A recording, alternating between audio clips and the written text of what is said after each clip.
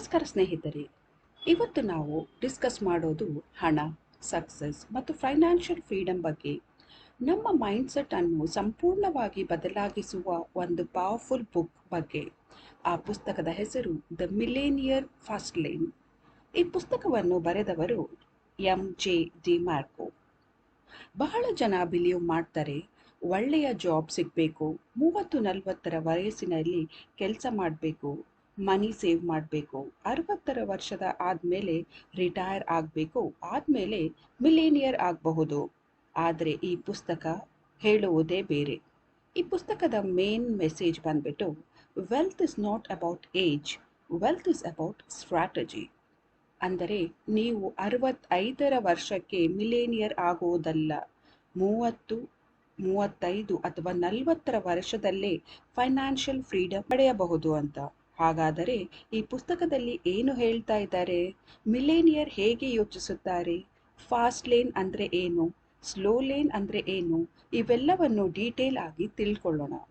So ಈ ಬುಕ್ಕಿನ ಮೊದಲನೇ ಚಾಪ್ಟರ್ನಲ್ಲಿ ಹೇಳ್ತಾರೆ ದ 3 ರೋಡ್ಸ್ ಆಫ್ ಲೈಫ್. ಈ ಪುಸ್ತಕದ ಪ್ರಕಾರ ಜೀವನದಲ್ಲಿ ಹಣ ಸಂಪಾದಿಸಲು 3 ರಹಸ್ಯಗಳಿವೆ. ಒಂದು ಸೈಡ್ ವಾಕ್, ಎರಡನೇದು ಸ್ಲೋ ಲೇನ್, ಮೂರನೇದು ಫಾಸ್ಟ್ ಲೇನ್. ಈ 3 ದಾರಿಗಳು ನಮ್ಮ ಫೈನಾನ್ಷಿಯಲ್ ಫ್ಯೂಚರ್ ಅನ್ನು ಡಿಸೈಡ್ ಮಾಡ್ತವೆ. ಸೈಡ್ ವಾಕ್ ಅಂದರೆ ಸೈಡ್ ವಾಕ್ ಪೀಪಲ್ ಯೋಚನೆ ಹೇಗಿರುತ್ತೆ? ದುಡ್ಡು ಬಂದರೆ ಹೇಗೆ ಅದನ್ನು ಖರ್ಚು ಮಾಡಿಬಿಡೋದು, ನಾಳೆ ಬಗ್ಗೆ ನೋಡ್ಕೊಳ್ಳೋಣ ಅಂತ. ಈ ಕ್ಯಾಟಗರಿಯಲ್ಲಿ ಇರುವವರು ಕ್ರೆಡಿಟ್ ರೋಡ್ ಫೈನಾನ್ಷಿಯಲ್ ಸ್ಟ್ರೆಸ್ಗೆ ಕರೆದೊಯ್ಯುತ್ತದೆ. ಎರಡನೇದು ಬಂದ್ಬಿಟ್ಟು ಸ್ಲೋ ಲೇನ್. ಇದು ಮೆಜಾರಿಟಿ ಪೀಪಲ್ ಫಾಲೋ ಮಾಡುವ ಒಂದು ದಾರಿಯಾಗಿರುತ್ತೆ. ಇದರಲ್ಲಿ go to school, get a degree, get a job, save money, invest in mutual funds, retire at 60. ಈ ಸಿಸ್ಟಮ್ 60 ವರ್ಷದವರೆಗೆ ವೇಟ್ ಮಾಡಬೇಕಾಗತ್ತೆ. ಅಂದರೆ ಫ್ರೀಡಮ್ಗೆ 35 ವರ್ಷ ವೇಟ್ ಮಾಡಬೇಕಾಗತ್ತೆ. ಆಥರ್ ಹೇಳ್ತಾರೆ, why sacrifice your best years for retirement in they slow down. ಇದು slow lane problem ಅಂತ. ಮೂರನೇದು ಬಂದ್ಬಿಟ್ಟು ಫಾಸ್ಟ್ ಲೇನ್ ಅಂತೇಳಿ. ಈ ಫಾಸ್ಟ್ ಲೇನ್ ಪೀಪಲ್ ತುಂಬ ಡಿಫ್ರೆಂಟ್ ಆಗಿ ಯೋಚನೆ ಮಾಡ್ತಾರೆ. ಅವರು ಟೈಮನ್ನು ಮನೆಗೆ ಎಕ್ಸ್ಚೇಂಜ್ ಮಾಡ್ತಾರೆ, ಅಂತಂದರೆ ಟೈಮನ್ನು ದುಡ್ಡಿಗೆ ಎಕ್ಸ್ಚೇಂಜ್ ಮಾಡ್ತಾರೆ. ಸಿಸ್ಟಮ್ ಬಿಲ್ಡ್ ಮಾಡ್ತಾರೆ, ಬಿಸ್ನೆಸ್ ಬಿಲ್ಡ್ ಮಾಡ್ತಾರೆ, ಅಸೆಟ್ ಕ್ರಿಯೇಟ್ ಮಾಡ್ತಾರೆ, ಮತ್ತು ಅಸೆಟ್ ಬಿಲ್ಡ್ ಆದಮೇಲೆ ಮನಿ ದುಡ್ಡು ಕಂಟಿನ್ಯೂಸ್ ಆಗಿ ಬರ್ತಾನೆ ಇರಬೇಕು ಅಂತ ಯೋಚಿಸ್ತಾರೆ. ಇವರು ಫಾರ್ ಎಕ್ಸಾಂಪಲ್ ಇವನ್ ಸಾಫ್ಟ್ವೇರು ಅಥವಾ ಆನ್ಲೈನ್ ಬಿಸ್ನೆಸ್ ಅಥವಾ ಆ್ಯಪ್ಸ್, ವೆಬ್ಸೈಟ್ಸ್, ಬೇರೆ ಬೇರೆ ಸೋರ್ಸಸ್ ಥ್ರೂ ಇವರು ಮಲ್ಕೊಂಡ ಕೂಡ ನಾವು ಇನ್ಕಮ್ ಯಾವ ಥರ ಜನ್ರೇಟ್ ಮಾಡಬಹುದು ಅಂಥೇಳಿ ಈ ಫಾಸ್ಟ್ ಲೇನ್ ಜನ ಯೋಚನೆ ಮಾಡ್ತಾರೆ. ಚಾಪ್ಟರ್ 2ನಲ್ಲಿ ಆಥರ್ ಹೇಳ್ತಾರೆ, ವೆಲ್ತ್ ಇಸ್ ಅ ಪ್ರೋಸೆಸ್. ಬಹಳ ಜನ ವೆಲ್ತ್ ಅಂದರೆ ಲಾಟ್ರಿ ಅಂತ ಯೋಚಿಸ್ತಾರೆ. ಆಥರ್ ಹೇಳ್ತಾರೆ, wealth is not an event, wealth is a process. ಒಂದು ಬೀಜ ನೆಟ್ಟರೆ ಮರ, ಅದೇ ರೀತಿ ವೆಲ್ತ್ ಬಿಲ್ಡ್ ಮಾಡಲು ಕೂಡ ಒಂದು ಪ್ರೋಸೆಸ್ ಬೇಕಾಗುತ್ತೆ. ಅದೇ ಬಂದ್ಬಿಟ್ಟು ಡೈಲಿ ಎಫರ್ಟ್ಸ್ ಬೇಕು, ಸ್ಕಿಲ್ ಬೇಕು, ಮತ್ತು ಕಂಟಿನ್ಯೂಸ್ ಆಗಿ ಕನ್ಸಿಸ್ಟೆನ್ಸಿ ಬೇಕಾಗುತ್ತೆ ಅಂತ ಹೇಳ್ತಾರೆ.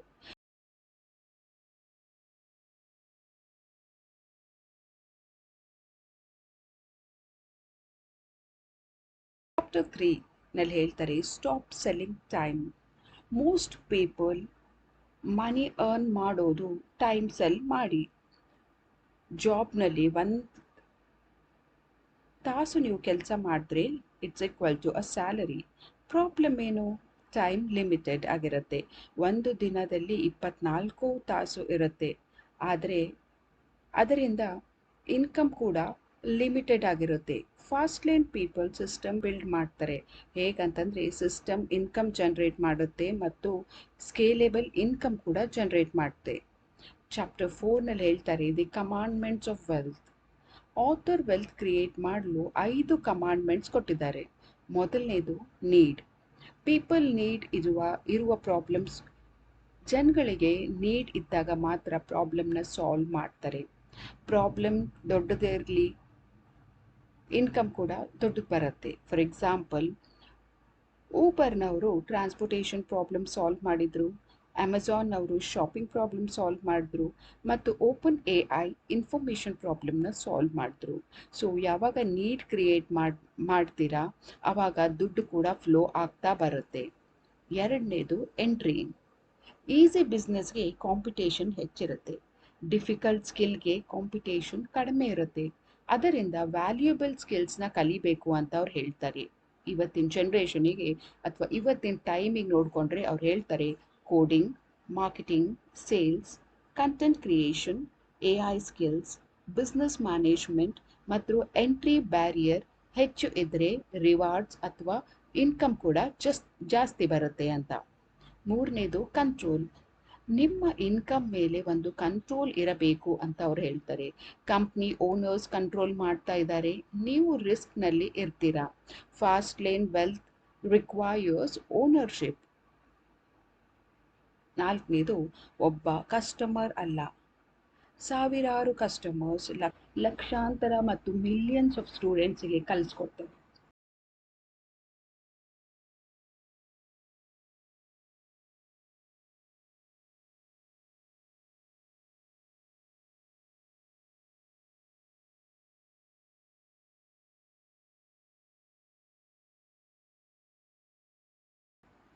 ಇದೇ ಇರುವ ಒಂದು ದೊಡ್ಡ ಡಿಫ್ರೆನ್ಸ್.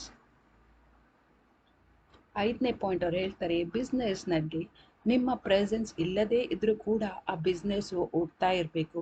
ನೀವು ಕೆಲಸ ಮಾಡ್ತಿದ್ರು ವ್ಯಾಲ್ಯೂ ಕ್ರಿಯೇಟ್ ಆಗಬೇಕು.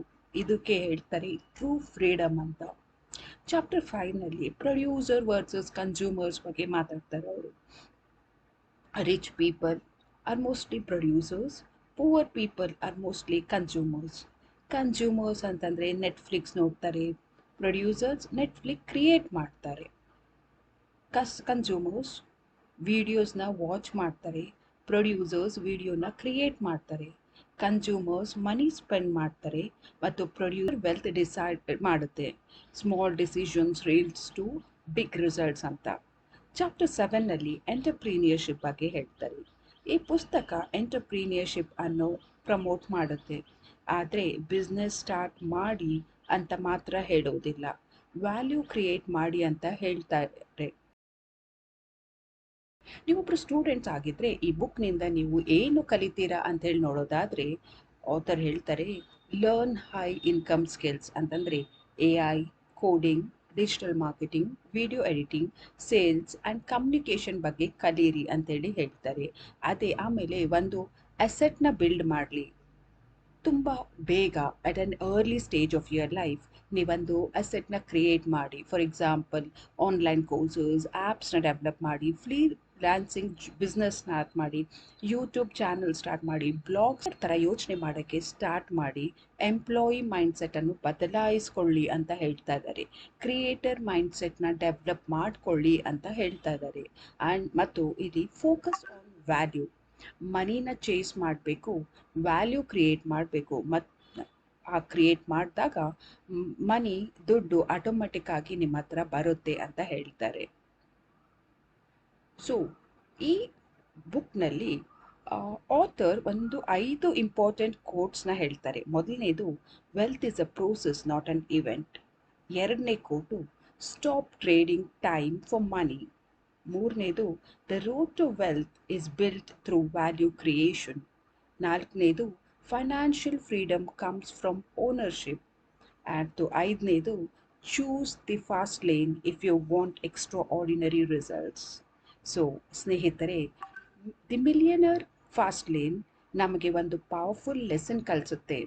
ರಿಚ್ ಆಗಲು ಲಕ್ ಬೇಕಾಗುವುದಿಲ್ಲ, ರಿಚ್ ಆಗಲು ಸ್ಮಾರ್ಟ್ ಸ್ಟ್ರಾಟಜೀಸ್ ಬೇಕಾಗುತ್ತೆ. ಜಾಬ್ ಮಾಡುವುದು ತಪ್ಪಲ್ಲ, ಆದರೆ ಜಾಬ್ ಮಾತ್ರ ವೆಲ್ತ್ ಗ್ಯಾರಂಟಿ ಮಾಡುವುದಿಲ್ಲ. ಸ್ಕಿಲ್ ಬಿಲ್ಡ್ ಮಾಡಿ, ಅಸೆಟ್ ಬಿಲ್ಡ್ ಮಾಡಿ, ವ್ಯಾಲ್ಯೂ ಕ್ರಿಯೇಟ್ ಮಾಡಿ, ಓನರ್ಶಿಪ್ ಕೂಡ ಡೆವಲಪ್ ಮಾಡಿ. So and remember one thing, don't work for money forever, build systems that work for you. ಅದೇ ಈ ಪುಸ್ತಕದ ಕೋರ್ ಮೆಸೇಜ್. ಈ ವಿಡಿಯೋ ನಿಮಗೆ ಇಷ್ಟ ಆಗಿದ್ದರೆ ಒಂದು ಲೈಕ್ ಮಾಡಿ, ಶೇರ್ ಮಾಡಿ, ಸಬ್ಸ್ಕ್ರೈಬ್ ಕೂಡ ಮಾಡಿ. ಕಮೆಂಟ್ನಲ್ಲಿ ತಿಳಿಸಿ ನೀವು ಈಗ ಸೈಡ್ ವಾಕ್, ಸ್ಲೋ ಲೇನ್ ಅಥವಾ ಫಾಸ್ಟ್ ಲೇನ್ನಲ್ಲಿ ಇದ್ದೀರಾ ಅಂತೇಳಿ. ಯಾವ ಲೇನಲ್ಲಿ ನೀವು ಪ್ರೆಸೆಂಟ್ ಇದ್ದೀರಾ ಅಂತೇಳಿ. ಧನ್ಯವಾದ. See you all in my next video.